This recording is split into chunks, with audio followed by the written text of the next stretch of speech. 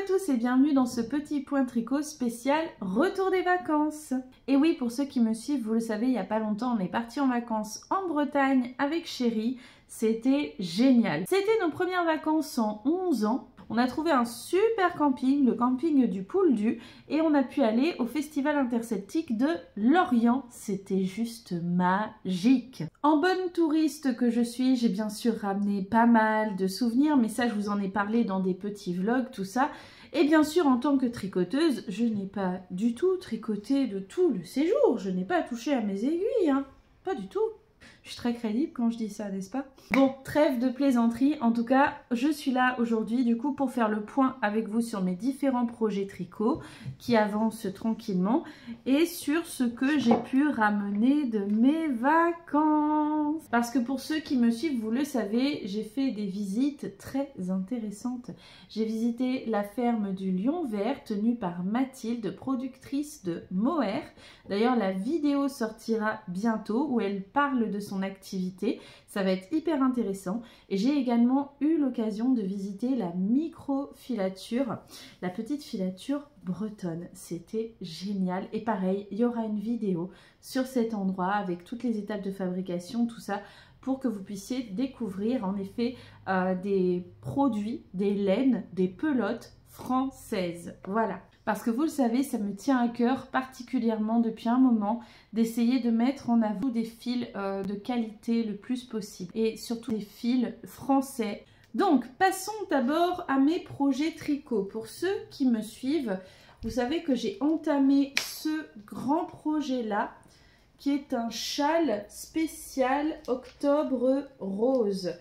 Donc, c'est un châle que je suis en train de créer et dont je vous filme le tutoriel au fur et à mesure que je le crée, de manière à ce que vous puissiez le reproduire. Et en fait, les bénéfices du tutoriel vidéo iront à la recherche contre le cancer du sein. Voilà, vous voyez, il avance tranquillement. J'ai pas pu beaucoup avancer dessus pendant mes vacances parce que c'est un gros projet qui prend beaucoup de place et qu'on était beaucoup partis à droite à gauche.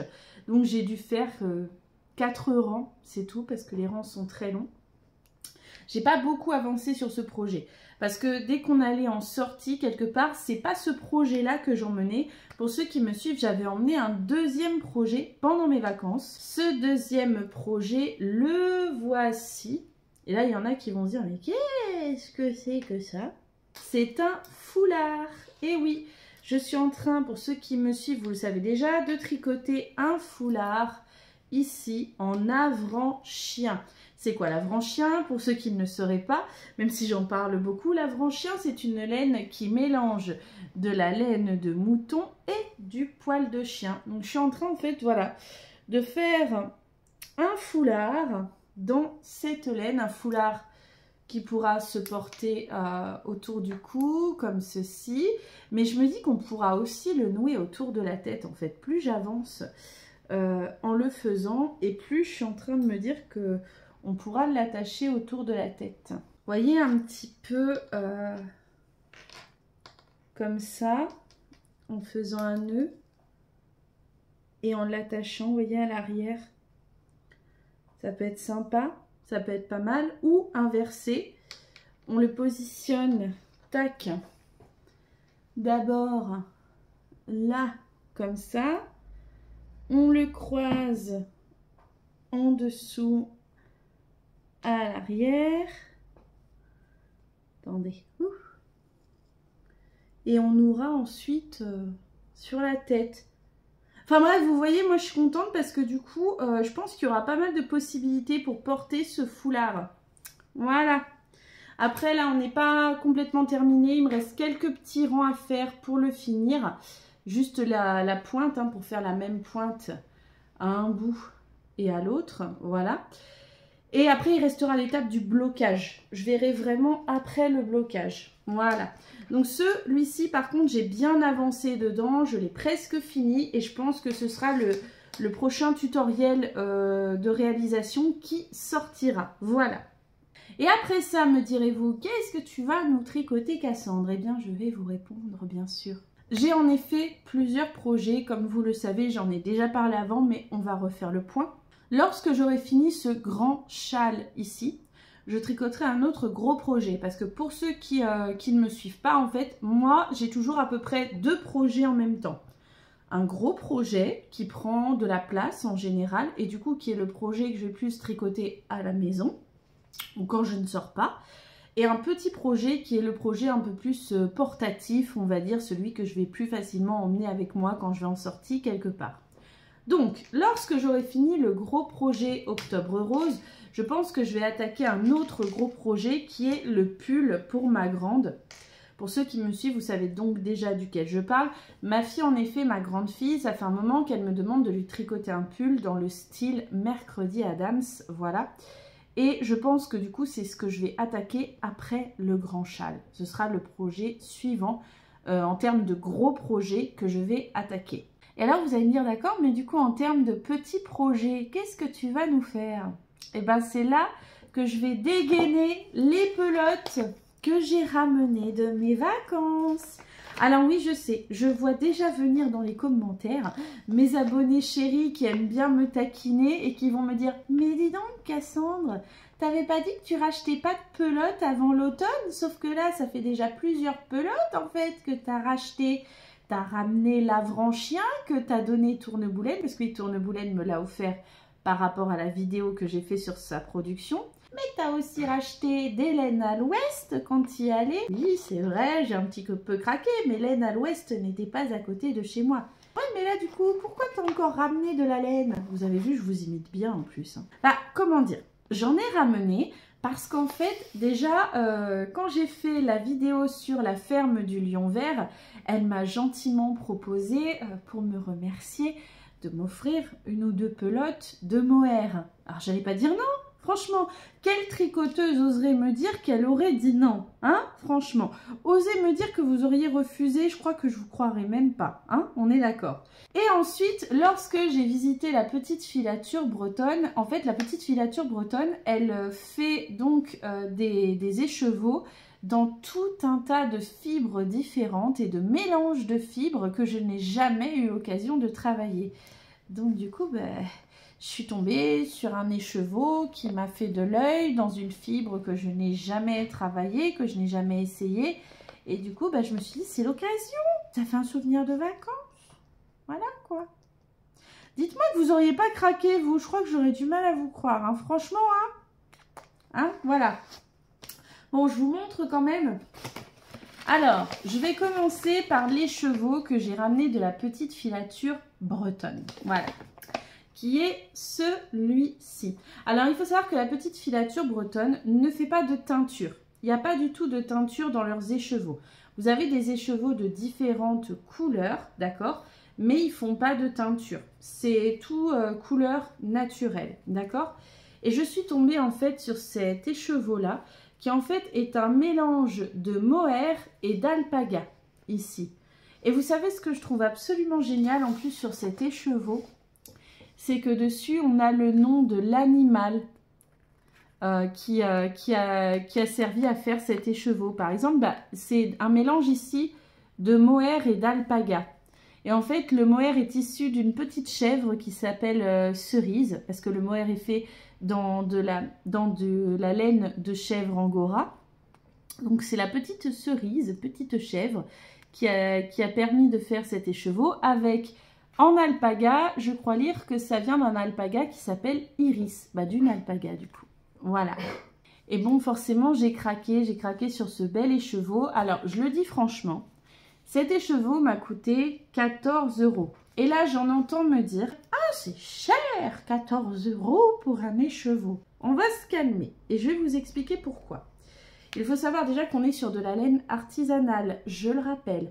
Qu'on est sur de la laine qui est totalement en fibre naturelle, sur de la laine qui a été travaillée avec le moins de produits possible, des produits naturels. Donc déjà, on est quand même sur quelque chose qui est de qualité et naturel. Je dis beaucoup naturel, mais voilà. Ensuite, 14 € certes, mais nous avons 245 mètres de fil.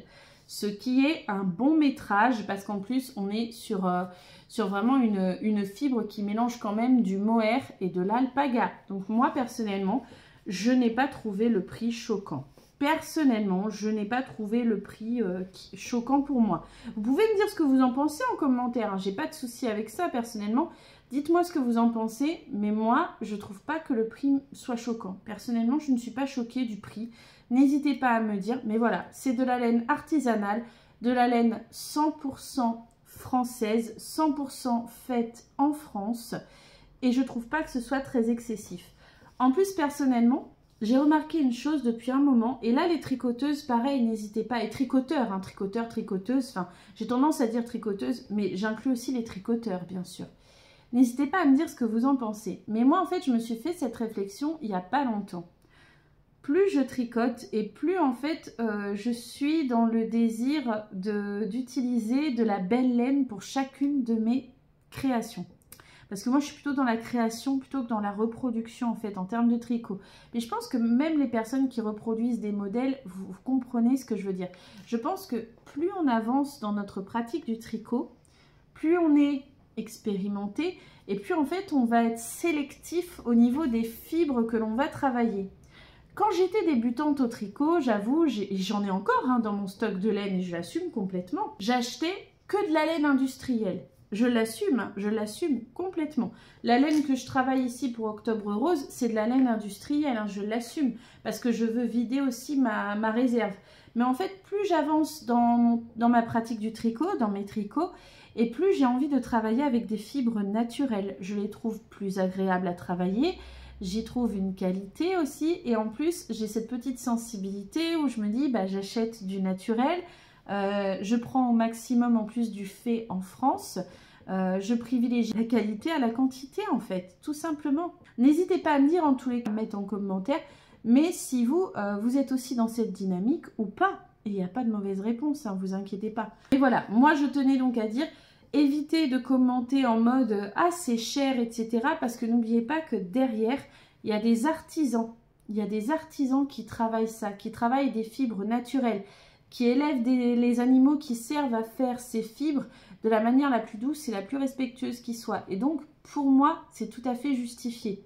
Voilà. Ensuite va venir le mohair de la ferme du Lion Vert. Là, vous allez me dire, bah, pourquoi tu te mets dans ces états, ma petite Cassandre? Parce que comment vous dire la couleur? Alors là, pour le coup, il y a de la teinture. Oui, on va pas se mentir. Hein. Je vais pas vous dire qu'il n'y a pas de teinture. Parce que là, vous allez voir la couleur, vous allez me dire, oulala, la chèvre, elle a eu un souci. Hein. Non, non, là, il y a de la teinture. Et j'ai craqué sur une couleur, mais littéralement craqué. Vous allez me dire ce que vous en pensez. Il y avait plein de choix de couleurs. N'hésitez pas à me dire, vous, quelles sont les couleurs que vous préférez. Et vous pouvez toutes les retrouver sur son site, hein, la ferme du Lion Vert. Vous pouvez retrouver sur son site. Mais moi, là, pour le coup, j'ai eu un coup de cœur. Mais un coup de cœur pour une couleur, mais laissez tomber. Regardez-moi ça. Regardez-moi la beauté de cette couleur. Je suis contente pour un coup à la caméra, ça rend bien. On voit bien la couleur. Donc on est sur, on va se dire un turquoise quoi. En tout cas il est beau, un bleu turquoise comme ça. Mais regardez-moi la beauté. Regardez-moi ça. Oh, je suis amoureuse. Je suis à 200% amoureuse. Non mais, regardez-moi ça. Franchement. Oh, c'est d'une douceur le mohair. Donc, on est sur des pelotes qui sont à 98% super kid mohair et 2% soie. Voilà. Et on est sur du mohair français. Et oui, sur du mohair qui vient de chèvre angora élevée en France. Donc, on est sur du mohair français qui vient donc du site de la ferme du Lion Vert. J'en suis tellement, j'adore, j'en suis complètement gaga. Et là, vous allez me dire, bah alors, qu'est-ce que tu vas faire avec ça, Cassandre? J'y viens, j'y viens. Donc, je pense que ça va être ces pelotes-là que je vais utiliser pour mon prochain petit projet ou projet portatif, si vous préférez. Et je pense utiliser ces pelotes pour faire un snood, tout simplement. Un snood pour adultes. J'ai envie de trouver un joli point pour le faire, qui soit réversible, je trouve que ça pourrait être sympa. un joli point réversible, un petit peu texturé, pour mettre en valeur vraiment cette fibre. Franchement, mais elle est magnifique cette couleur. Moi, je suis totalement gaga. Je suis totalement fan. Et vous, le mohair, avez-vous déjà eu l'occasion de travailler du mohair, de tricoter du mohair? Qu'est-ce que vous avez fait comme ouvrage avec du mohair? Et qu'est-ce que vous feriez comme ouvrage, vous, avec du mohair? Moi, en tous les cas, voilà, j'ai envie de partir sur un snood parce que je pense que ça va être canon. Ça va être bien chaud, bien douillet. Et je pense que ça va être idéal pour un snood. Voilà. Pour ce qui est de cet écheveau qui vient de la petite filature bretonne, je ne suis pas encore complètement décidée sur ce que je vais faire avec. Soit je vais faire encore un petit foulard, mais qui sera différent par rapport à celui que je suis en train de faire en avranchien. Ce sera un foulard différent. Soit sinon, j'hésite à en faire un mini châle. On appelle ça comment? Vous savez, vous savez, c'est les mini châles, c'est un cache-épaule, un couvre-épaule, enfin, je ne sais plus comment on dit. Le mot m'échappe tout de suite. Si vous savez, mettez-le moi en commentaire, parce que je ne me rappelle plus tout de suite. Enfin bref, vous avez compris l'idée, juste une capeline. On dit une capeline, non? Je ne sais plus comment on dit. N'hésitez pas à me dire en commentaire, parce que là, ça m'échappe complètement. Mais voilà, je pense que je vais en faire un petit ouvrage comme ça. C'est d'une douceur aussi. Bah, mélange mohair et alpaga, quoi. Donc, c'est top. Et moi, j'aime bien le mohair parce que ça brille un petit peu. Le mohair, c'est une fibre qui est naturellement nacrée, qui va avoir naturellement des reflets, vous voyez. On voit qu'il y a des jolis reflets quand on bouge. Même là, on peut le voir. En fait, le mohair, il est un peu brillant. La fibre mohair, elle brille, en fait. Et je trouve que c'est absolument génial. C'est magique parce que c'est totalement naturel. Et ça brille. Comme quoi, il n'y a pas forcément besoin de prendre des fibres industrielles pour avoir du brillant, en fait. On peut avoir du brillant de des fibres qui sont, mais, naturelles. Ah, j'adore. C'est super beau. Regardez ça. Ça brille un petit peu comme ça. Enfin, voilà où j'en suis dans mes projets tricot. Et franchement, je suis hyper heureuse d'avoir eu l'occasion de voir comme ça l'élevage des chèvres angora et la fabrication à la petite filature bretonne. C'était absolument fabuleux, c'était super. Ça permet de se rendre compte d'où proviennent les produits, d'où provient la laine que nous tricotons. Et ça, je trouve que c'est super en fait, de prendre conscience aussi des étapes de fabrication qui ont amené jusqu'à ces pelotes en fait. Parce que c'est vrai que moi, je suis très curieuse, hein. Je suis quelqu'un qui est naturellement curieux et qui s'intéresse à beaucoup de choses. Et en fait, j'aime bien le fait de savoir comment ça a été fait et d'où ça vient. Je trouve qu'il y a un côté aussi très rassurant là-dessus, en fait. Voilà, moi, j'aime bien avoir ces infos-là. Et vous, est-ce que vous aimez savoir comment ont été faits les laines que vous achetez? Est-ce que ça vous intéresse, en fait? Est-ce que vous aussi, vous aimez bien en apprendre plus sur la manière dont c'est fabriqué et dont sont élevés aussi les animaux qui ont permis d'aboutir à ces laines? Parce que moi, personnellement, enfin voilà, je trouve que c'est vraiment très intéressant. Je trouve que c'est chouette d'avoir conscience de tout le processus qui a amené à avoir ça dans les mains, en fait. Voilà. Moi, en tous les cas, moi, je dois aussi vous dire que je vais bientôt recevoir encore de la laine. Oui, normalement, j'attends. Je vous en dis pas plus, mais normalement, j'ai aussi encore de la laine qui doit arriver. Oui, je sais, vous allez me dire, bah, t'avais dit pas avant l'automne. C'est la fin de l'été. Puis on n'a pas eu vraiment d'été, alors ça compte comme l'automne, non? Je sais pas. Enfin, moi, en Normandie, on n'a pas eu beaucoup d'été, hein, donc voilà. Mais du coup, prochainement, je dois encore en recevoir. Et je vous la montrerai, hein, je vous montrerai ce que j'aurai reçu, mais voilà. Donc, pour résumer, dans les prochains tutos, attendez-vous à avoir le foulard qui va sortir. Ce sera, je pense, le prochain parce que je l'ai pratiquement terminé là. Ensuite, je vais essayer de retrouver 1 ou 2 points de tricot à vous faire parce que je sais que vous aimez bien ça, avoir des petits points de tricot comme ça expliqués pas à pas. Il faut juste que je trouve des idées de points de tricot à vous faire en tutoriel. Et je vais mettre la pédale d'accélération par contre sur le châle Octobre Rose parce que j'aimerais l'avoir fini le plus rapidement possible pour pouvoir vous le sortir parce qu'il y a aussi tout le temps de montage de la vidéo derrière qui prendra du temps. Voilà. En tous les cas, vous n'hésitez pas à me dire en commentaire qu'est-ce que vous faites en ce moment. Est-ce que vous faites des ouvrages au tricot, au crochet, en couture? Et dans ce cas-là, qu'est-ce que vous confectionnez en ce moment? N'hésitez pas à me le dire en commentaire. Je vous fais à tous des gros bisous et je vous dis à bientôt pour d'autres vidéos.